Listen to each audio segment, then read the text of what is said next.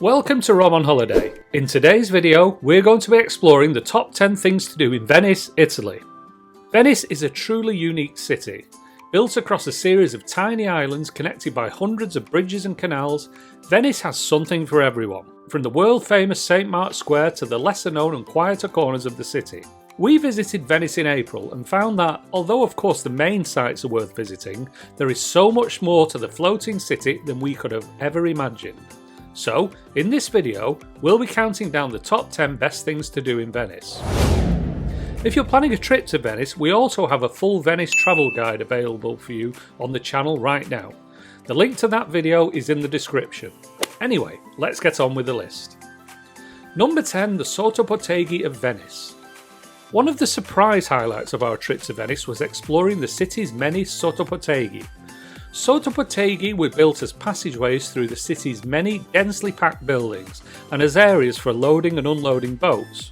But from a tourist perspective, they are also just fun to discover and explore. Not all of the Sottobottega are architecturally interesting, but we came across a few lovely hidden spots across the city. Our favourite was Sottobottega Calle Coppo, which is a narrow passageway of traditional buildings that leads right out to the water's edge. 9. The Scala Conti del Balo. The next site on our list is located just around the corner from the Calle Coppo.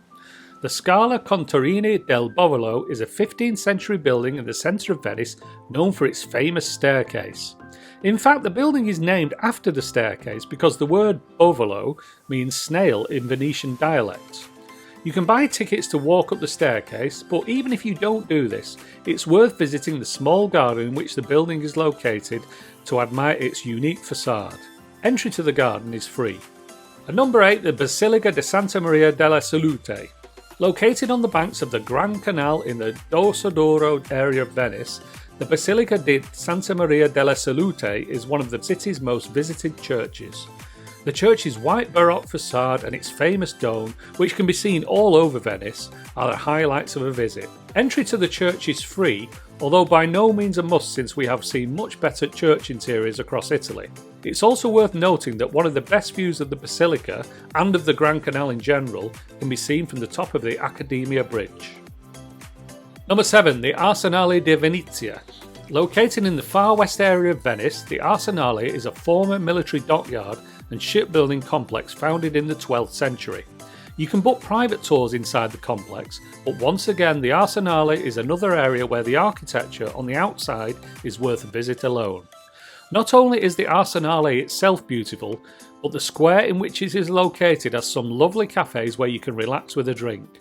Plus, the walkway from the Arsenale leads straight to Venice's famous waterfront.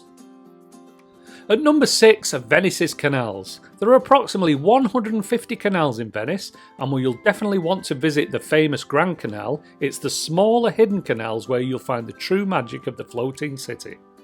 I recommend that you spend a couple of hours simply exploring the city, and you'll definitely come across some beautiful quiet corners that make for the perfect selfie spot. At number 5 is the Church of St. George of the Greeks. One of our favourite underrated canals in Venice was the Rio di San Prevoio, and it's at the end of this canal that you'll find the Church of St. George of the Greeks.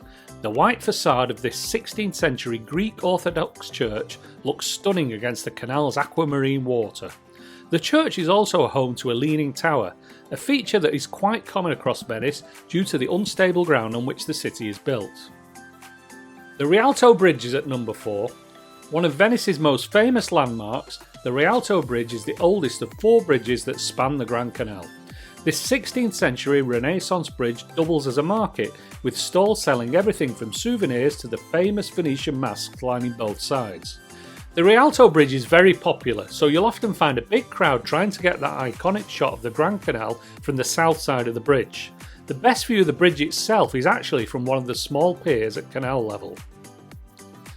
At number 3, the Doge's Palace. If you pay for one ticketed attraction in Venice, make it the Doge's Palace. This 14th century Gothic palace was once the seat of the Venetian Republic and stands along Venice's waterfront, serving as one half of the grand entranceway to St. Mark's Square. The tour inside costs €30 and sees you explore the palace's beautiful courtyard and its many opulent gold-adorned rooms before you get the chance to walk over the famous Bridge of Sighs to the old prison. The tour can take anywhere between 1 and 3 hours and it's definitely worth the price tag. Number 2, San Giorgio Maggiore Island. In my opinion, San Giorgio Maggiore Island is Venice's best kept secret. The island is just a 3-minute vaporetto ride from the centre of Venice, and once you get there, you'll be greeted with a stunning view back across the entire city laid out before you. The island is also home to San Giorgio Maggiore Church and its bell tower. Entry to the church is free, but the tower costs €8. However, it's well worth it. There is a lift to take you to the top, and from the top you get a 360-degree panoramic view of Venice and the surrounding islands. And as I'm sure you can guess, at number 1 on our list is St Mark's Square. St Mark's Square is the most famous tourist attraction in Venice, and it certainly lives up to the hype.